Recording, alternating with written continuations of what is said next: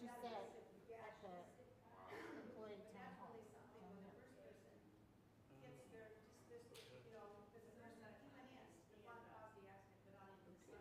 Okay, I'm glad you stopped by. I thought for sure I sent you an email. No, not that.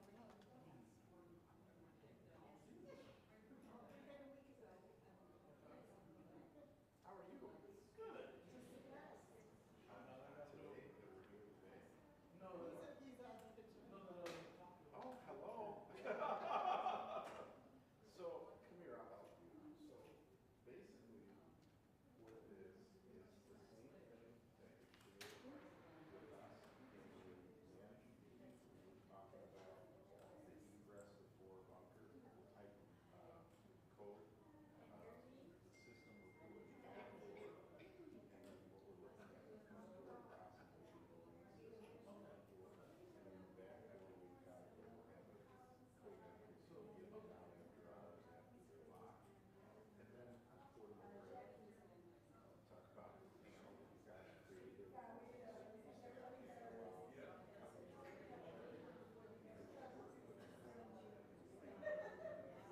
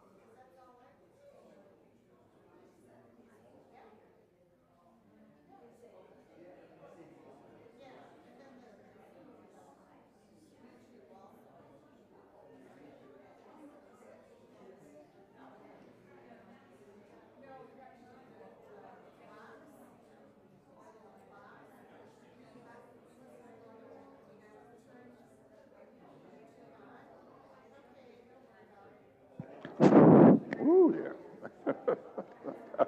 Wow. Hello.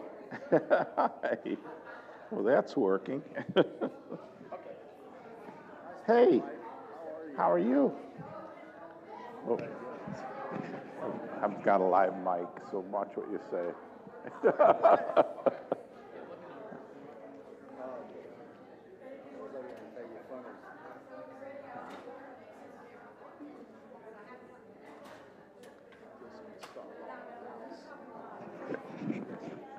Thank you. Said things progressing. I said, yes. Is there anything I should know? I said, What an ego. Yeah. All right, thank you. I don't know why he's Yeah. fired. Yeah, I think so. Hey, I know. Okay. Let's see, it's about 5:02.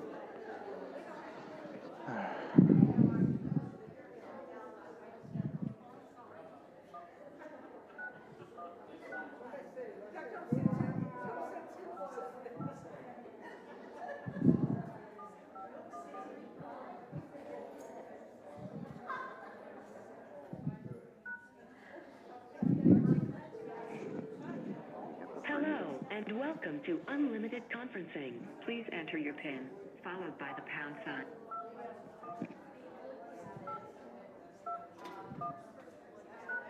Thank you. After the tone, please state your name, followed by the pound sign. Joe in the chapel. Thank you. The conference will be allowed to continue after you disconnect. You are the first participant to join the conference. Please stand by.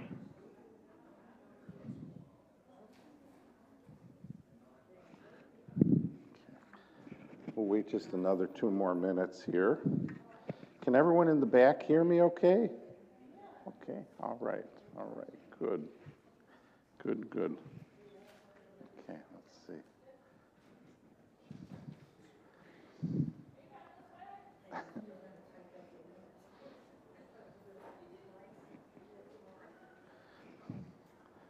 Hello.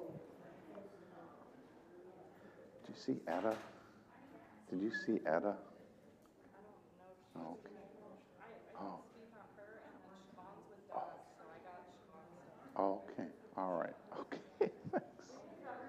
Okay.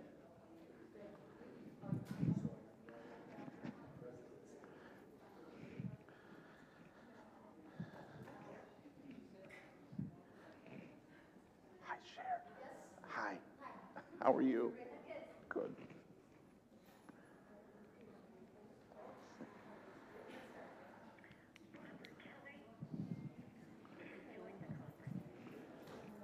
Okay.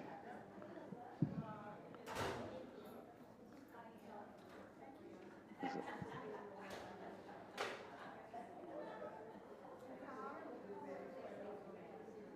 Hey.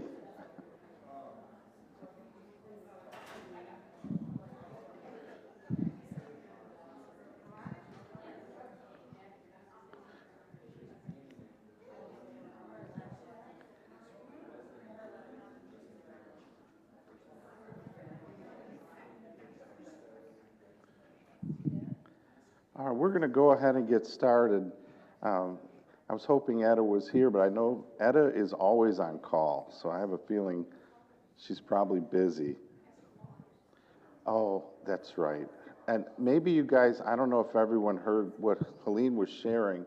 Etta's stepfather had passed away last night. So she's going to follow up. She sent me an email last night and said, I'll follow up with you and let you know what when the service will be and so on. So keep Etta and her family in your prayers. I know her brother was on his way, so hopefully he made it in time. We'll continue to think about her and her family. Let us pray. Heavenly Father, as always, you know what is right, and you know the directions before we do in terms of life, in terms of the activities of our organization. We recognize that we are your servants in this mission and this ministry that is Florida Presbyterian Homes.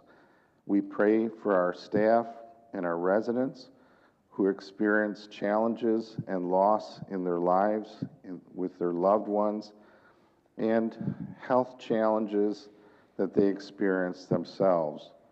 Continue to guide us, provide us your wisdom and your strength in every decision that we make.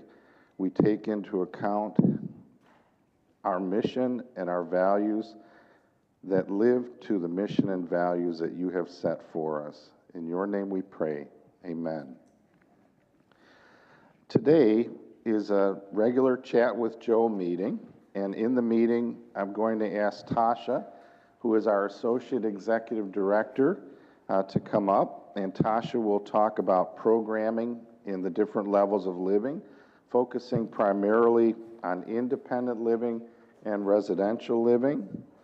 And then I'm also, as Tasha's up here, she'll be covering assisted living, and Tasha will be covering spiritual life as well. And then Siobhan, hopefully by that point, will be here. Hello, hello. Hi. That's okay. That's all right. We'll be covering, if Siobhan's not here, between Tasha and I, we'll cover Porter McGrath. And then John is here. Thank you, John. John's going to cover for Rick, who is off this week, and he's going to talk about the main building's access and egress security changes. That's something that we've talked about in a few resident chats, the work that was being done to enhance the access points in Porter McGrath Assisted Living and Forward Bunker. So he'll share that information. And then residents have asked questions about the pendant perimeter. You know, how far can I go before the pendant no longer works? So we've had quite a few questions over the past couple of weeks on that, so John's going to talk about that as well. And then in the Executive Director report, Cher has been asked to come up and provide an overview of, she's done a phenomenal job over the past few months, and rather than me just saying, well, here's the occupancy report, Cher's going to share data with you that really provides detail as to what they've accomplished and what she's accomplished over the past few months. And then I'm going to talk about the affiliate sponsorship initiative, and I also want to talk about the roadway and what's going on out front. I learned something just on the way here. I learned something and want to share that with you. Also want to talk about the COVID protocol change that went into effect today. I see a lot of us don't have our masks on right now, so I will speak to that a little bit. If you're like me, that was good news. Felt really good about that. And then I also want to talk a little bit about hurricane season. It just seems like here we are again. So we want to be able to start getting prepared for that. So with that, I'm going to turn it over to Tasha, and Tasha's going to cover a number of subjects for us. Tasha, do you want the main mic or do you want one of these? Okay. Thanks. Hello, good afternoon. Is it working? There we go. Can you guys hear me? I can shout, but I'll use this. Activities. As we all know, April is Earth Month, so our activities are centered around that theme this month. So in regards to Earth Month, on the 15th, we'll be doing bird watching at the Memorial Garden, so hopefully it'll be nice that morning at 8:30, not too late, so it should be cool. On April 17th, everything I'm reading off is in the Scoop and available in multiple areas. On April 17th, we will be doing Worms in the Dirt. So for those that don't know what Worms in the Dirt is, that's when you have chocolate pudding, crushed up Oreos, and gummy worms. It's very fun. April 18th, we will be celebrating Earth Day in the Elder Grow Healthcare Center. So we'll be just celebrating the gorgeous garden that is so beautifully tended by our residents. April 18th and 19th will be all-day Labyrinth in the chapel. So Labyrinth is a program that you guys had a couple years ago, I believe. So Miss Etta has done the work, and we're going to be bringing it back, which is very exciting. So more details to come there. On the 25th, at 3:30, we'll be doing some bird reflections in the game room. That's another program that we have brought back, so I think people will be happy to see that. On the 27th, we'll be doing it again, but in the assisted living. So also, there's a little game going on, so if you guys aren't aware of it, we're doing a little Earth Month bingo. So there are cards available in MacArthur, Miss Ann Smith, and Four Bunker Lobby has them. So just return your completed bingo cards, and there will be prizes. So that might be really fun. Some of the other things going on campus, of course, you guys know the first Monday, Coffee with Joe. Also on the first Monday, Mr. Scott Langston can meet with anybody if you just have some legal questions and need some advice. We'll be doing the Joyful Singers. They're not going to be doing it on Easter, but they're going to be doing their concert on the 30th. So make sure we all attend that. That'll be wonderful. Do you guys hear that? Not with the Joyful, yeah. Right. Oh, okay. The Joyful Singers and Bluebells are having their collaboration event on the 30th. Thank you very much. On April 10th, that is the Resident Forum. Those get held here in the chapel. Recently, we've actually opened up, there is a grief support group that I encourage those that could benefit. So right now, we're just having 6 to 8 people. So if you're interested, email or call Miss Etta. So that is for activities. Does anybody have any questions about life enrichment or spiritual programming? Okay. Assisted living update. Our occupancy, currently we have 42 of our 47 units occupied, meaning that the 5 we have available are the ones across from the dining room that we know about, those 5. Kind of covered spiritual life. I'll go ahead into the updates Siobhan gave me for Porter McGrath. Their occupancy is 54 units, so they are 82% occupied, which is amazing. Really great job there. Yes, 82. We also have some really exciting updates. The director of nursing, we're welcoming Miss Dawn Palmer, who's actually in Siobhan's office right now. That's why she's tied up. So Miss Dawn Palmer is joining us on April 27th.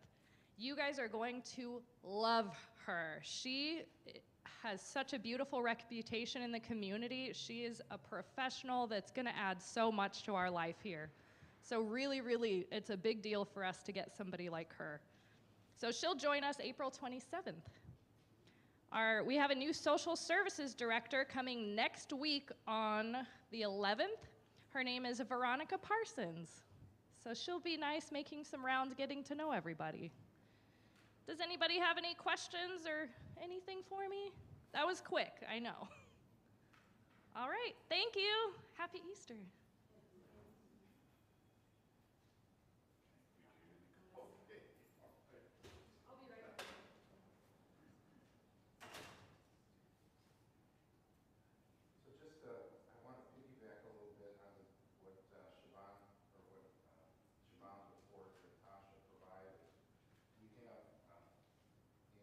Karen Spencer, who many of you may know, has resigned, and Karen is our Director of Social Services. For people who've been in Porter McGrath, they definitely know who Karen is. She's been with us for a number of years, where she started as the second social worker, left the organization to become a director of a program in a facility not like ours, but more for younger people, and has returned to us about a year and a half ago in the role of Director of Social Services. She is leaving the organization to work from home. She's got an opportunity that works better with her family life, and so we're very happy for her and wish her the best, and good person. So those of you who know Karen, I think this is her last week. Next week, I believe, is her last week. So please say hello to her. We received a resignation from our Director of Nursing, Sunshine, and we had initiated the search process once she had notified us. At that point, in the search process, we interviewed candidates, and we interviewed Dawn, and we had a process by which our frontline staff nurse, a frontline staff CNA, as well as managers and supervisors interviewed Dawn. And I interviewed Dawn as well as obviously Siobhan and her team. So we're very happy in that we wish Sunshine the best in her future endeavors. We always hope for the best for anyone who comes into the organization or leaves the organization. And we're very excited about Dawn joining us, just as it was shared by Tasha. She's been in our area in a similar facility, similar role, and so we feel like we've got somebody that the community knows and that will be very team-oriented, a good communicator, so we're really excited about having her join the team. So a good thing. And occupancy's up. The budget for Port of McGrath is 54. Most of last month, we were at about 58. We were ahead of budget in Port of McGrath occupancy. It declined for a period of about a week and a half, where we dropped down to about 47 or 48, and so now to be back up to 54, and we hope that number continues to rise.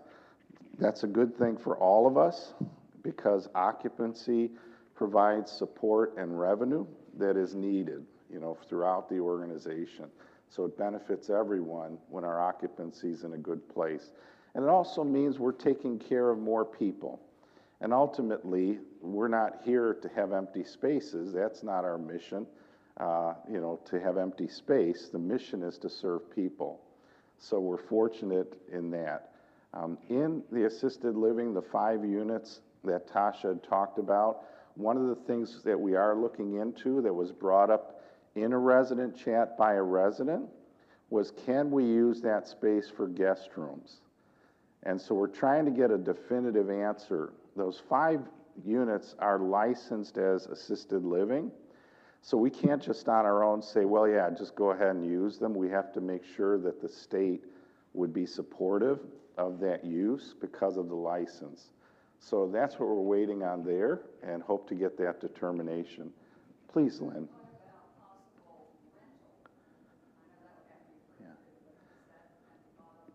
Yeah, it's assisted living, so it's a contractually assisted living is a monthly pay program anyway.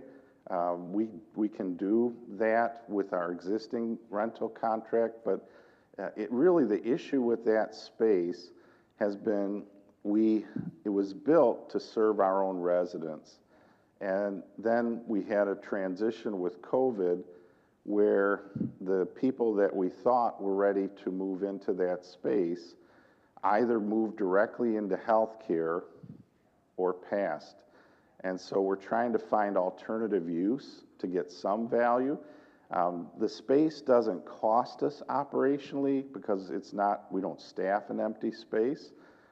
But the idea was to serve more people and to be able to build revenue out of that space. Previously, it was an office, so it wasn't gaining revenue as an office, but we want to be able to generate some value out of that space. So a resident had suggested look at possibly using those as guest rooms, and so that we thought that's a good thing. At least we'll get some value for it and have somebody in those spaces, so that's what we're looking into.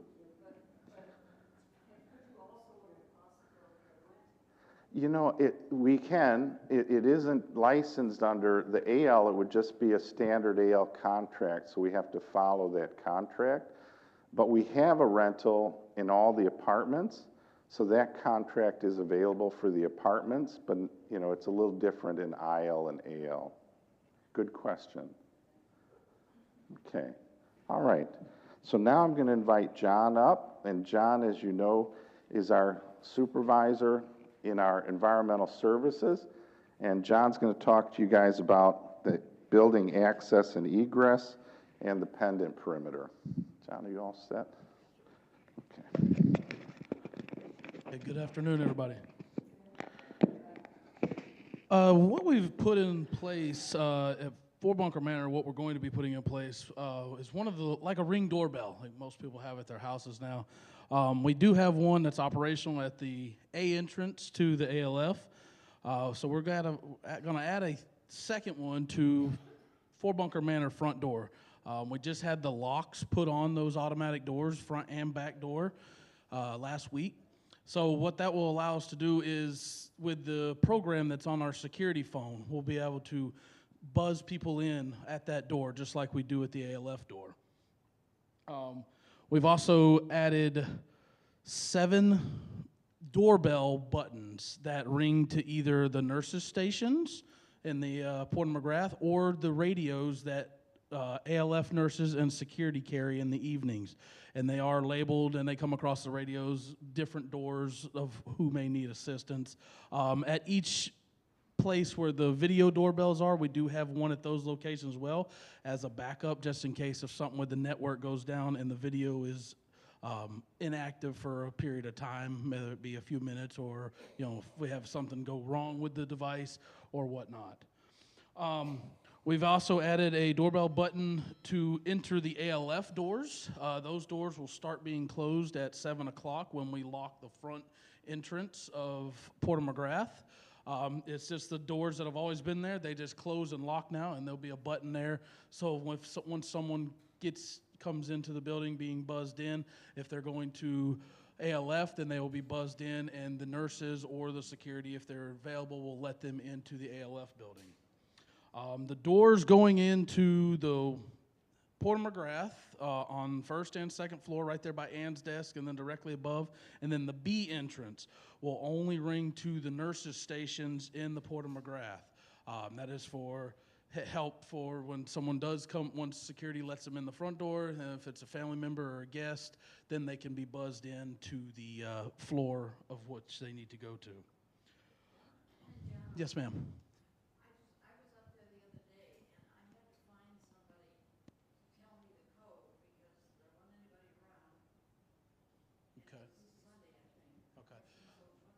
Yeah, that's what the new buttons are for. So if there's no one there to give you the code, it's right next to the keypad that's there for the code. It's a box about this big with a red button in the middle of it. And we got signage coming. I'm having some nice signs made because we could put some paper ones up, but they don't look too nice there. But yeah, I got some nice signs coming that'll direct you to push the button.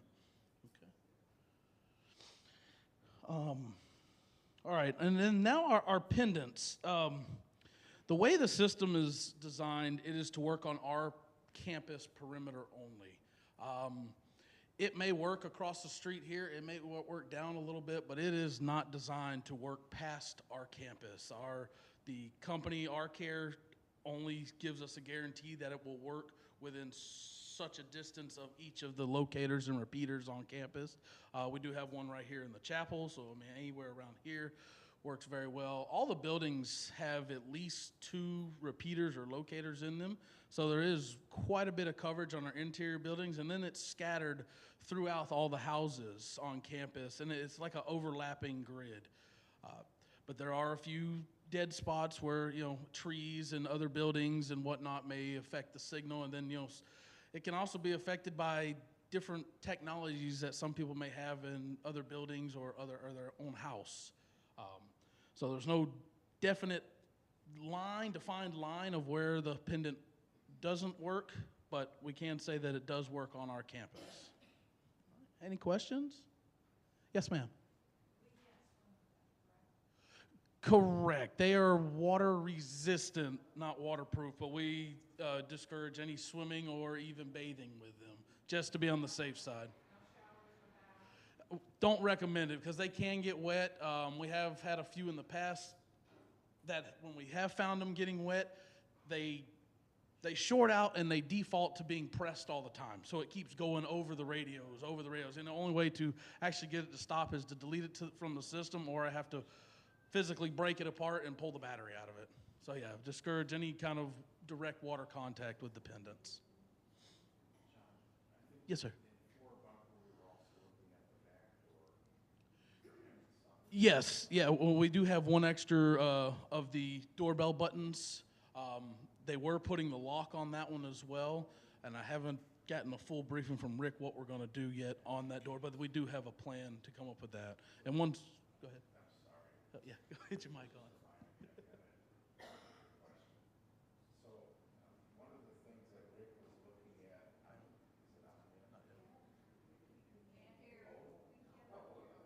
He's,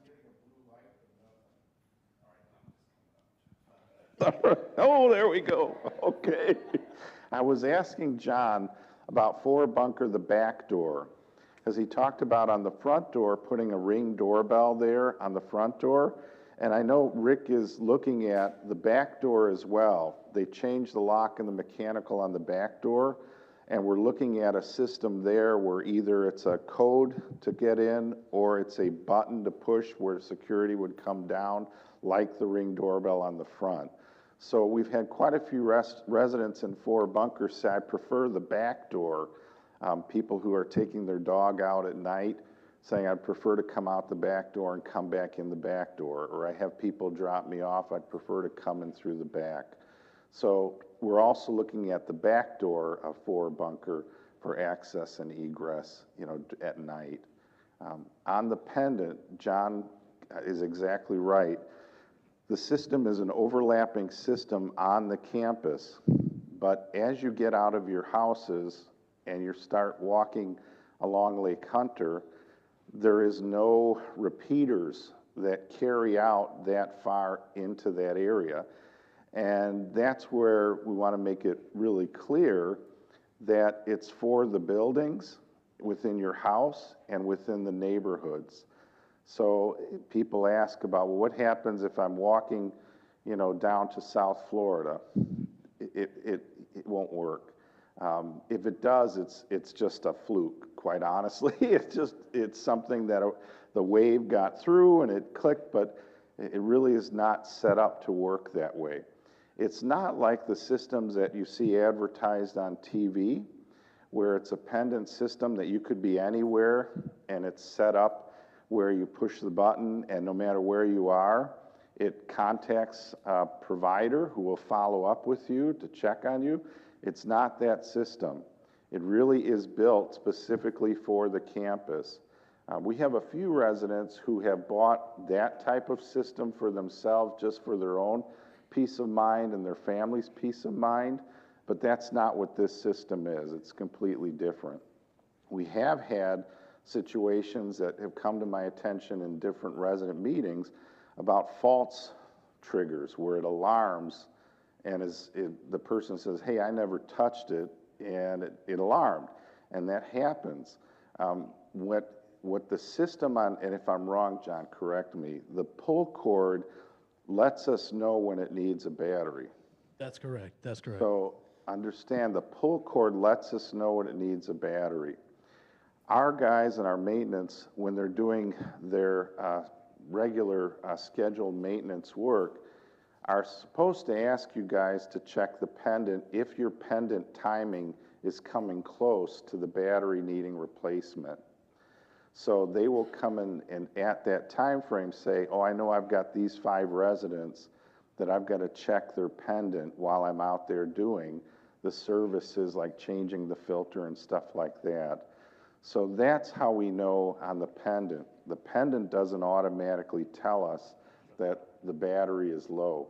Sometimes what we see from what Rick and John have told me is that the pendants will false alarm, and what Rick is normally doing is saying at that time, I'm just going to change the battery and not play with, is it possibly the battery, isn't it? So if it does false alarm, he's saying, let's just go ahead and change the battery. We are talking with our care about other systems and looking at what other systems are out there and getting pricing for other types of systems. So it's something that we know is working today, but we also know from a time perspective, these things can become obsolete. And that means they're no longer under warranty or they're no longer servicing the technology. So our care is the one that provided it. So now we're talking with them, give us an idea of what technology's out there and what it would cost going forward to replace this existing technology. Some of the technology that's out there that some of our clinical staff have shared with residents and their families is if a person has a propensity to fall or they're a significant fall risk, there is technology in the pendant systems out in the market today where it's got a gyroscope built into the pendant. So what that means is as my body is going to the ground, the speed of movement in my body is much faster than I ever move. And the gyroscope picks it up and notifies that Joe is in free fall, that Joe is on his way down to the ground. It doesn't stop me from the fall, but it makes a family member or someone that's assigned that process aware that I am falling. So every once in a while we'll have residents whose families say, I really want to know what type of technology should I get for mom or for dad that can help with that. And rather than them just going out and buying something, we say, let's talk about it. Let's share with you what we're seeing out in the market and give them some opportunities to determine what makes sense for here with a program like that. So there is some amazing technology out there right now. Thanks, John. Stay here for a sec. Any other questions or comments or thoughts about anything that we've shared on the pendants or the emergency egress and access systems? I will say one more thing with the pendant. If you guys ever do notice the button seeming kind of hard to push, let us know right away, because that silicone button on there can get hard over time. I have noticed it in some that we're getting back, from residents who have passed on, that very old pendants, and the buttons are very hard to push, and we need to take them out and issue you a new pendant.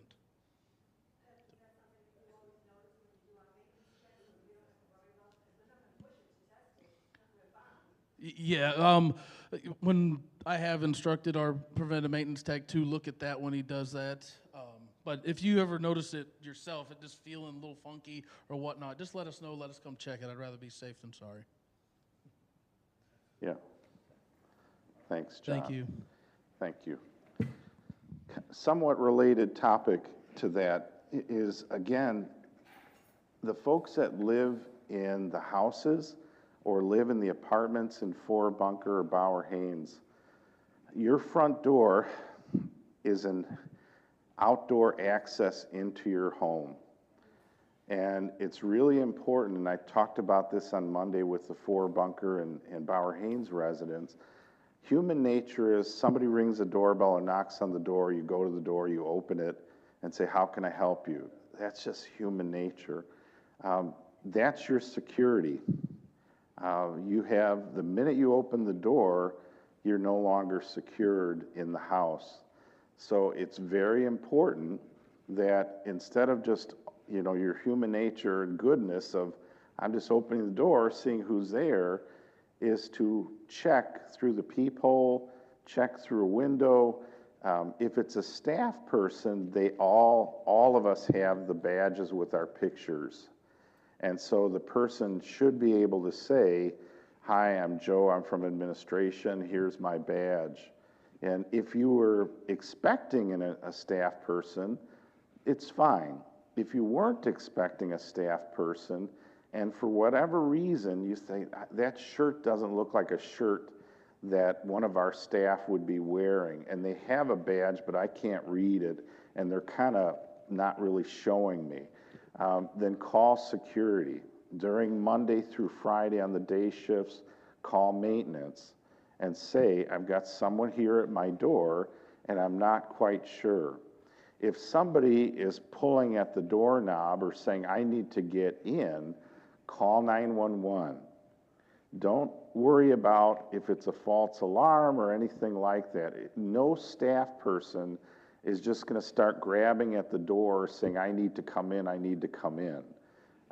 You just call 911. We have a phenomenal police force here in Lakeland, and we have phenomenal paramedics, and they tell us all the time, Tell your residents not to worry about overcalling us.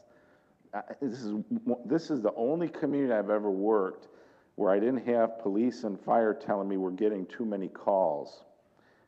And it speaks to the spirit of the people in Lakeland. It is, hey, don't worry, just call. We'll deal with it when we get there. The other thing that is happening from a safety and security perspective too, and Tasha, you might be able to speak more on this, and maybe this will be a subject for a future chat, but we have the vial of life that goes in refrigerators. That's not real big, right? I mean, that doesn't hold a whole lot of information. So one of the things that Tasha and Katie are working on is getting the documentation that's in the vial of life, but additional documentation like DNR, specific DNR orders that a person has that are detailed in a folder that could be adhered to a refrigerator. So it's much more detail, for a paramedic or for the police or the fire department should they come in. So that's a project that I appreciate Tasha and her team came up with, and I think it's a very good idea. I have not seen that anywhere else. I think that's excellent, and it's something you'll be hearing more about as we get all the kind of the kinks of it worked out. But just a really good concept, and looking forward to rolling that out. Other questions about safety, security, or comments about safety, security? Okay. All right. Yes, please.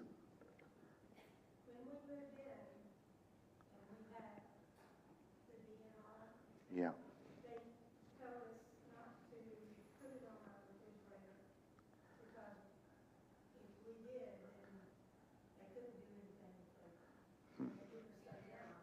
So I'll repeat the question or the statement for everybody, and if I repeat it incorrectly, correct me.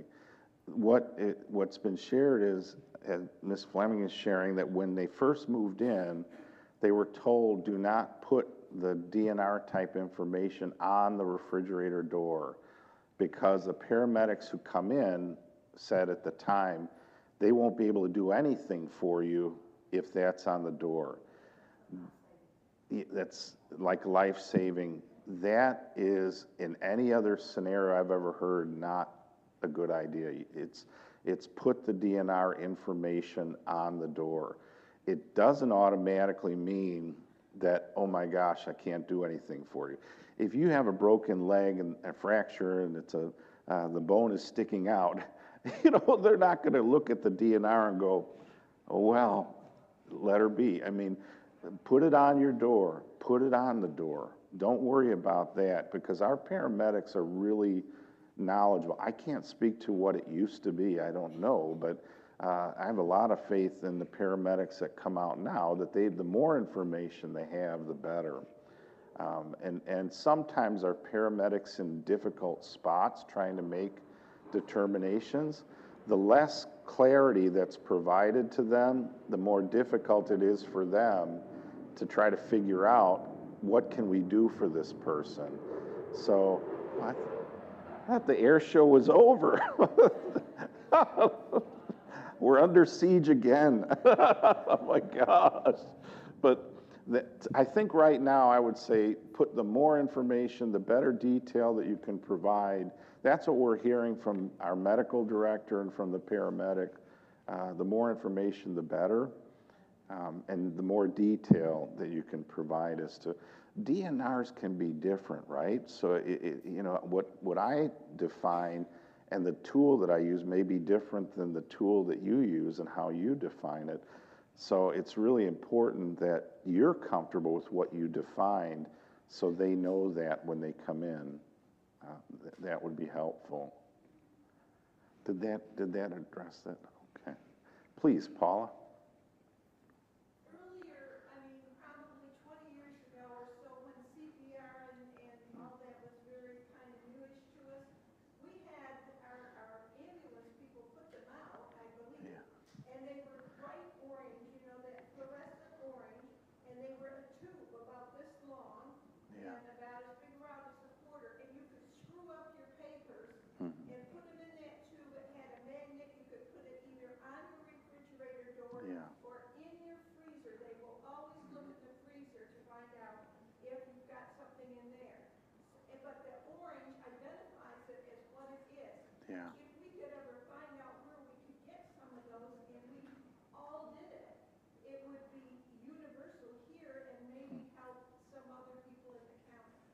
Thank you.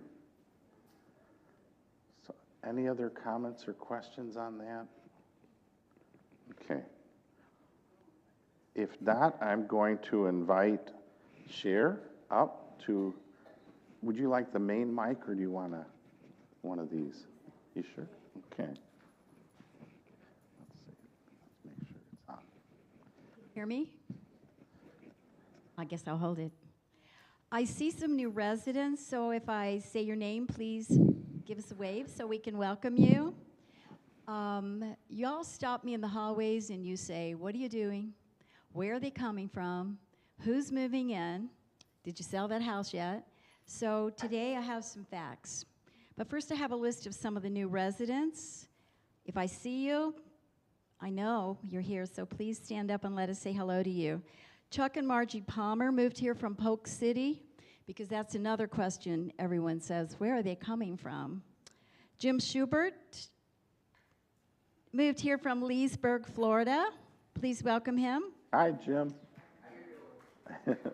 Frank and Ruth Jackson moved here from Lakeland, Florida. Carol Landis. Are you here, Carol? Hey, Carol. From Crestone, Hello. Colorado. Yay. Susan McPhail Taylor and Dr. Bill Taylor from Winter Haven. I see you too. Yay. Hello. And I wish they would have brought Ellie because she's this amazing girl, beautiful redhead daughter of theirs. Steve Dearden moved here from Daytona Beach, Florida, and that is Cindy Brown's father. Mike Sika and Irene Demchuk. Don't see them today. They moved from Tafton, Pennsylvania, and Irene is our Valerie, the hairdresser's home ec teacher from years and years ago, if you read that story in the newsletter. And Harry and Rachel Bedford, did I see you, Rachel? From Lakeland, Florida. Yay. So here's the facts.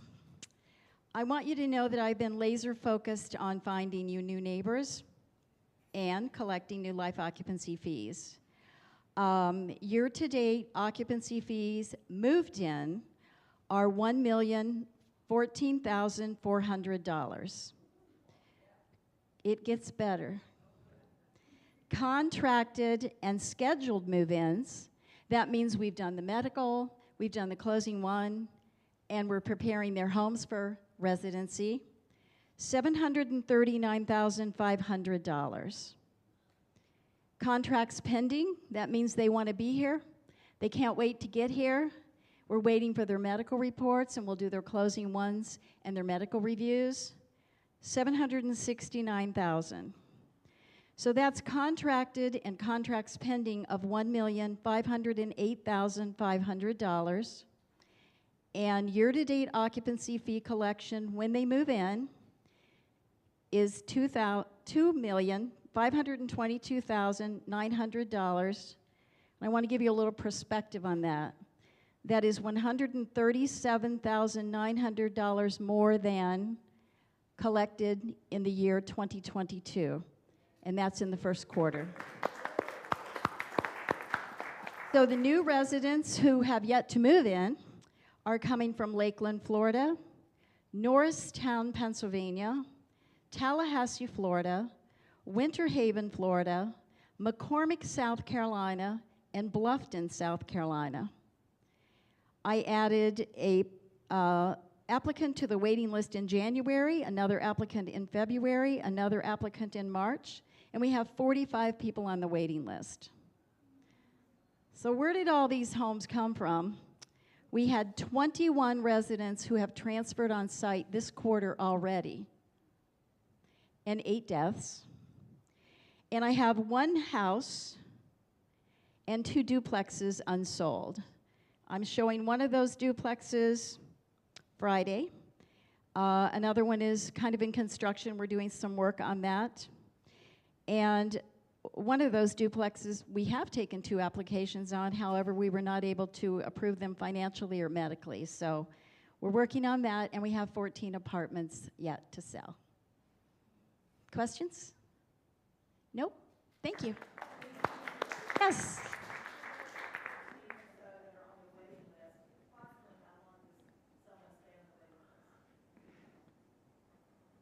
I see residents who have been on the waiting list for all of the 10 years that I've been here. Some were there when I came here. Last year, we moved a couple in who saw 9 homes and waited 9 years before they moved in. We have a couple who live in Grasslands, and when I call them, they tell me they will move here when they are old enough. He is 101 now. The interesting thing is I have a couple who are moving in. We just made a plan last week. She called me on a Friday, and she told me, I called her on a Friday, and I said, "Are you going to move here?" And she said, "Well, we sold our house in Grasslands because it was 2 stories, and now we're in a 1-story, and we really like it, and I don't think we're going to move there." That was on Friday. Monday, she called me and said, "I think we might be ready to move there." I said, "Okay, would you like me to show you around?" "Maybe Wednesday." Wednesday, she called and said, "No, we're just not ready." But Friday, she went out to lunch with her friend and found out her friend was moving here. So she called me Saturday and said, "Can I see you Monday?"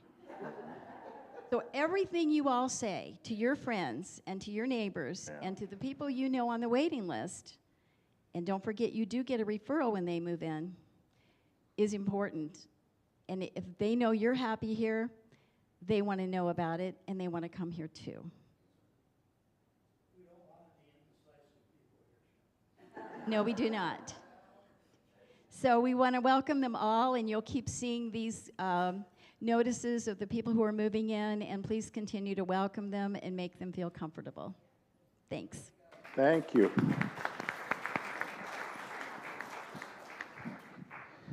Cher, would you be open to doing that presentation at every chat when you're available?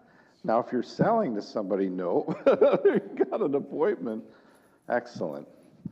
So as Cher shared, in the first quarter, she's already almost beaten last year. I mean, we're ahead of pace by far. Normally in a year, David budgets for about $2.9 million in entry fees. And I think if everything is coming through, we're looking at 2.5 in the first quarter. So what has to happen is you have to have the houses available, and you have to have someone who knows what they're doing. And we've had both. And I appreciate you. Thank you for what you've done and continue to do. So, very good. One of the other things on the apartments is Tasha and David are going to meet and look at the monthly pricing on the apartments. We are competitive to a level with some of our freestanding independent living apartments, but others were high.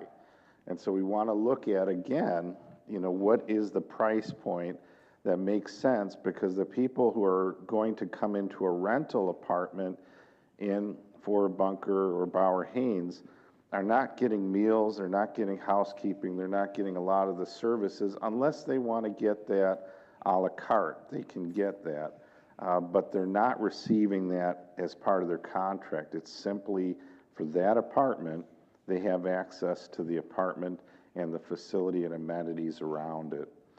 So we want to make sure the pricing is not knocking us out, because the market is telling us they're looking for larger units, they're looking for units with more amenities, the layouts they're looking for different types of scale than what we have. And so we've got to look at pricing again and see if that's another barrier to those apartments, because a physical plant is what it is at this point. So please.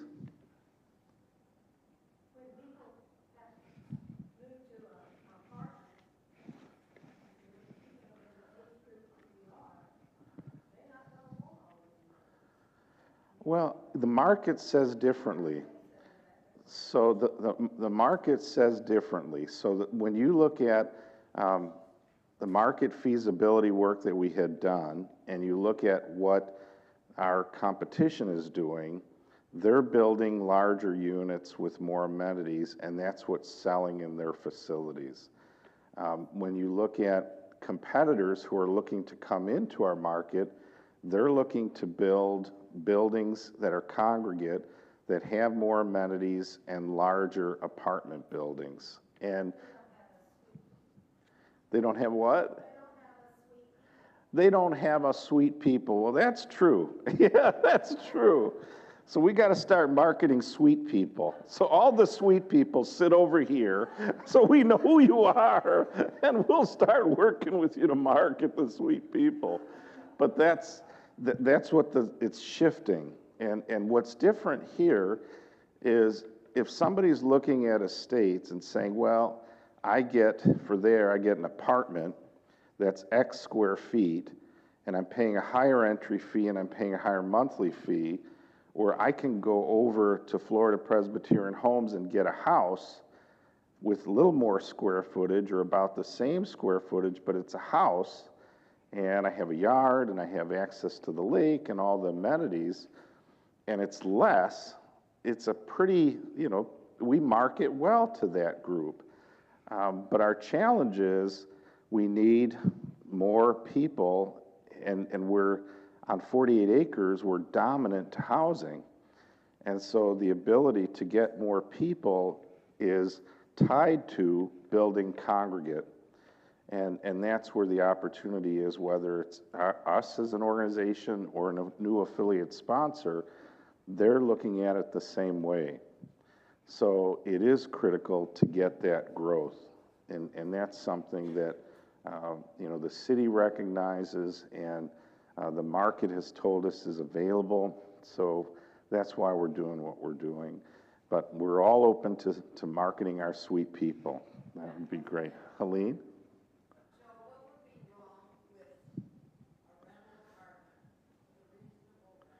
Yeah.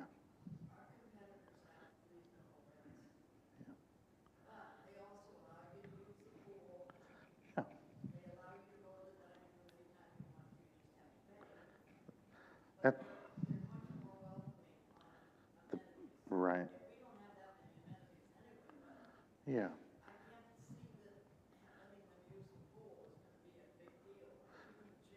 So good. So if I misstate, Helene, correct me. But basically, what Helene is saying, what's wrong in a rental contract if we get the pricing to where it needs to be, and they use the pool and they use amenities? Right now, anybody who comes into rental can use the pool, can use, come to church on Sunday, can, go to a life enrichment program, can go to they could do all that. The only thing they wouldn't be paying for, unless it was a la carte, just like you said, would be like dining and housekeeping. They would pay a la carte for that. But what we want to look at is the pricing. The monthly is what we want to look at. Now, what's different from us than, like, let's say Azalea Park or Lake Morton Apartments, is because we're a continuing care retirement community, we have more overhead than those organizations. And so things like a pastor, a chaplain, likely they don't have, or not to the level of a full-time director level pastoral care. They probably don't have the same level of life enrichment programming that we have. Some may or may not have pools and amenities like we have. So when we set the pricing, we say, okay, somebody's got to pick up part of those pieces. Because if we just said, let's go all rental, then we don't have any funds to offset any of the overhead that exists that's also serving people. So like Tasha and I were talking earlier today, when you look at what I've been talking about with the apartments, if we said, let's just take Bauer Haynes and Fort Bunker and make them a more affordable and just make it an affordable independent living apartment building, the problem is we're taking out all those entry fees. And that cash, the entry fees, is what funds our capital budget and offsets and our revenue shortfalls when we have revenue shortfalls. So you can't just say, well, let's just do one and just do that without replacing those funds with new entrance fees. So that's why, if we can get to a point where we've got new entry fees in the apartments in a new building, that gives us more flexibility to bring our pricing down and create a more affordable model in those buildings. Yeah. Yeah. Yeah.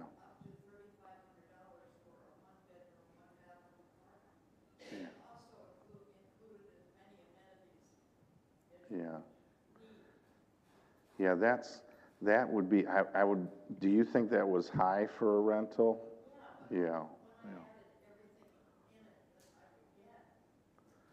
Yeah. Yeah. Okay. So the market is telling us that it's still a little high, even what we have, which isn't that much. Yeah. Yeah, at the end of the day, though, it's the market tells us how lovely they are. That's the challenge, because I lived in one, I was fine with it. I mean, I lived in 204, and I was fine with it. If I was a single man and I was on my own and I was looking at retirement, and I could not afford an entry fee and I could not afford a life care contract, that would work for me. I wouldn't have had a problem. But unfortunately, the majority of the market isn't saying that. And that's the challenge. I agree. Two people, I agree. Totally agree. I've got two people. Sue first, and then we'll get to Lynn. Sue? What is the status of the glass houses that go? Oh, the 5? So, yes. So we're looking at possibly using those as guest rooms. Yeah, we're looking at, they're licensed as assisted living. We're not getting anything out of having them sit there. I think one is being used for storage right now. So we want to be able to get something that'll serve our residents and families. So we're looking into that. Yeah.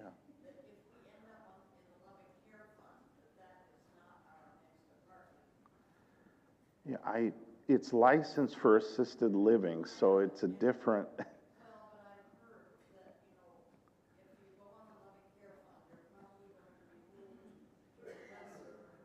That could happen, and here's why. I'll speak to. Well, so in the Loving Care Fund, if you outlive your resources, the Loving Care Fund is there for you. But it is not meant to be used to fund a lifestyle that is, I don't want to say extensive, but a lifestyle where somebody is in a 2-bedroom apartment and the monthly fee is higher and the fund is paying for it when they could use a studio apartment. Yeah. No one's looking at those 5 to place anybody. So does anybody want my definition of a roomer? Yes. Yeah, I mean, exactly right, Helene. There's so many rumors, and people create rumors, and they do that, I don't know why. Maybe for their own, because they're worried, or they feel it positions them in a more position of importance because they're drawing attention to them by spreading the rumors. Yeah. Well, they should come and talk to me. I mean, like you. I'm not scary. I don't know what they're scared of, but it is. I think, the more we feed the rumors, it just is a waste of energy and time. Yeah, it's just a waste of energy and time. Thank you. Thanks. Lynn?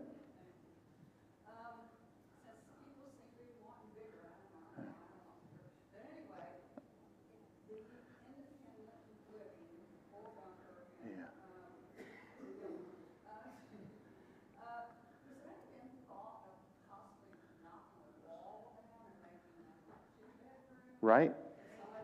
Yeah. That's been done.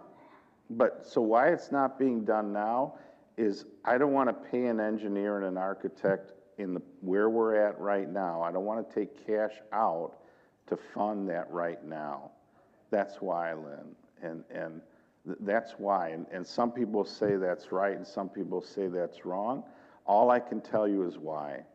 At this point in time, what the plan was once we had an architect and an engineer as part of master site planning on the campus looking at the new building, I could say to them, hey, tomorrow, can you guys spend an hour or two with me?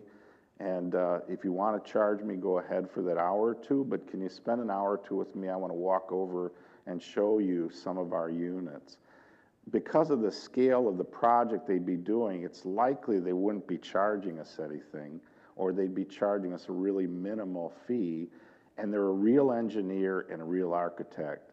But that's why I haven't done that.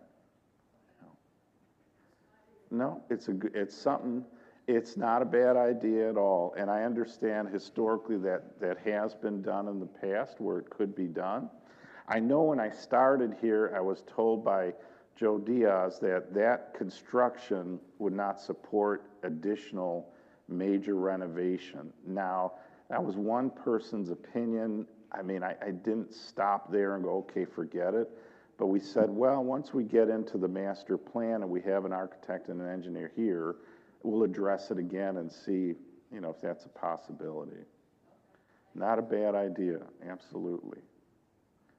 Okay, any other comments? And I'll move forward in the agenda here.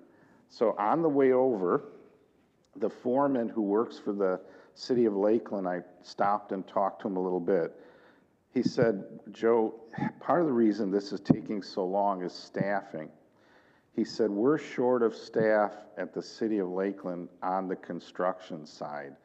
And he said, next week, there'll be 4 days where we won't be here at all because there's a major issue that we have to go fix.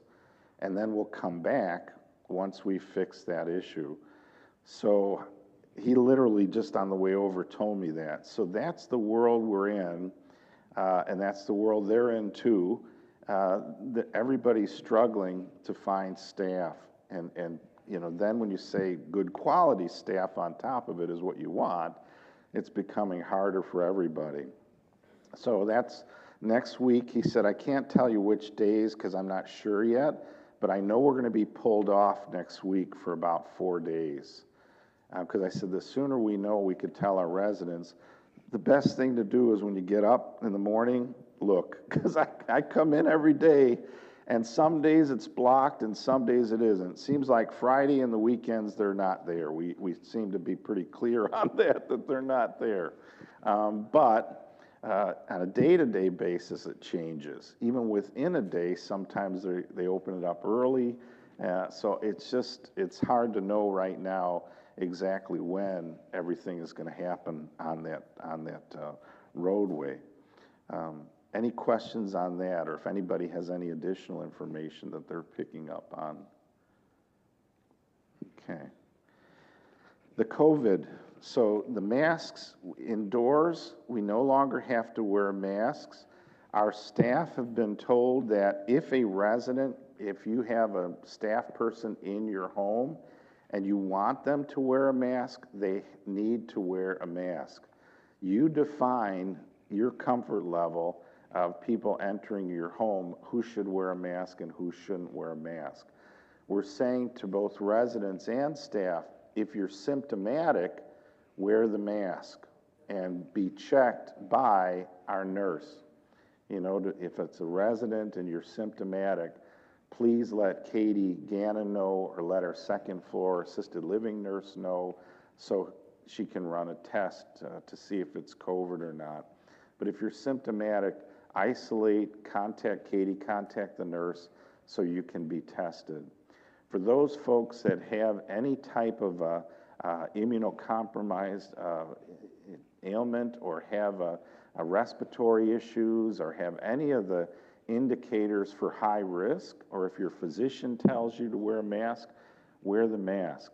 Nobody should give anybody a hard time about wearing a mask. That's a personal decision, and certainly if people have health issues or if their loved one, the person they live with, has health issues and they want to protect them too, by all means wear the mask. And that's That's important. We also recognize that our world can change.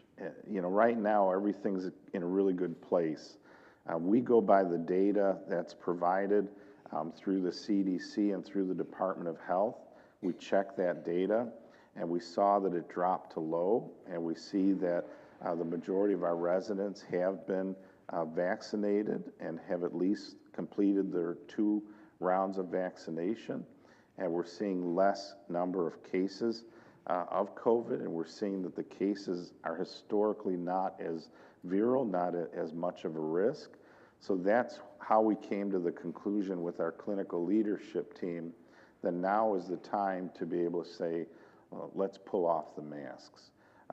I was joking a couple of weeks ago with Tasha, I should get one of those teeth things that are all gnarly, and take off the mask and say, hi, how are you? You know what I mean? With those, my son has a pair and I can't find them. So, but yeah, this is a good place that we're in right now. So let's hope it stays that way. We'll keep tracking it with our infection control nurse, Asia, and with Dr. Haight, and keep watching that. So any questions on the COVID piece at this point? David? Yeah, guests are fine to come to your house, to come into the dining room. They're fine. If they're symptomatic, I would ask them not to go into the dining room, not ask them to go about in public, just like we say to our staff and residents. And then in your own house, it's your call. Do you want them to wear a mask or not is up to you. We've got the Easter season here and Lenten season, and we'll be seeing people that we normally don't see. I've told my son and daughter-in-law, I'm checking if you have symptoms, you know what the protocols are going to be. So they know coming in that what the expectations are if they have any symptoms. So it's just being prepared and trying to manage it as best we can at this point. Any other thoughts or comments or questions on that? I want to go back to the roadway, and Lisa has contacted the city of Lakeland, who's contacted the police department about getting signage for Highlands about slow. We were trying to get one of those signs that show you your speed and say slow down.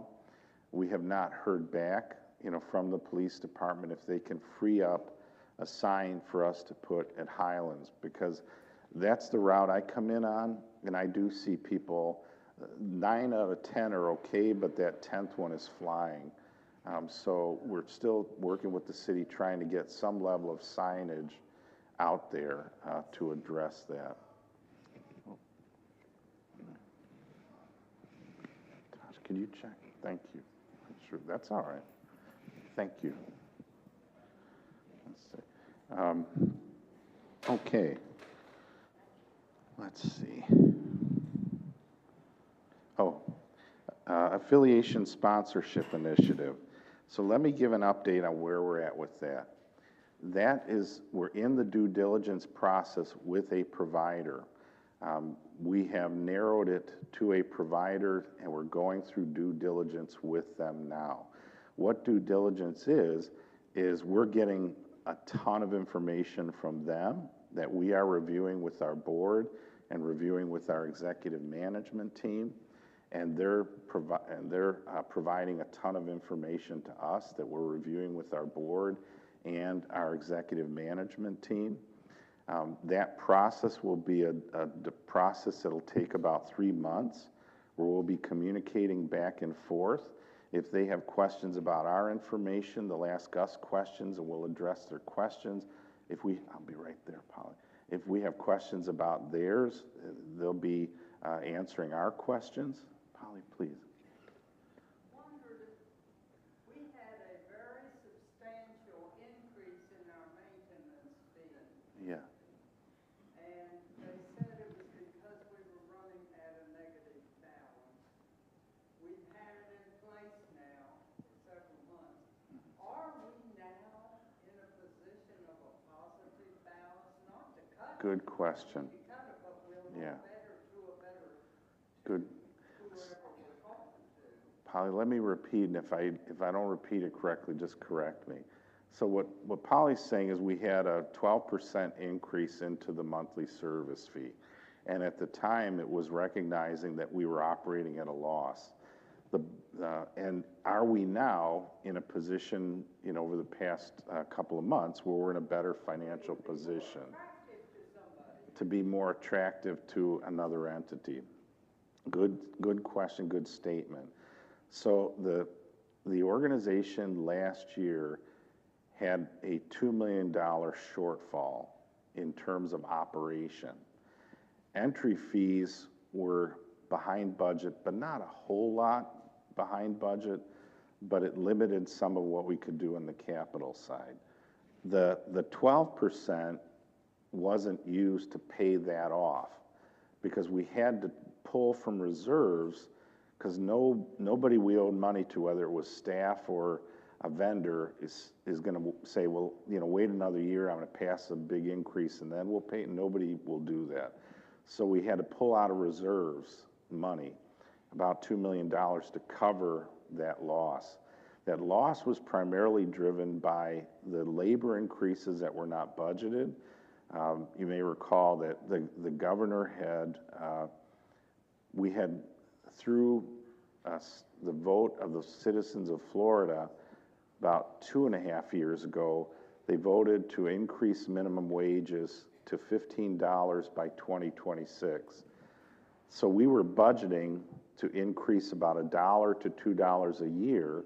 So by 2026, we'd have a minimum of $15 on the campus. In July of last year, the governor changed it. And he said, for any provider that accepts Medicaid, which we do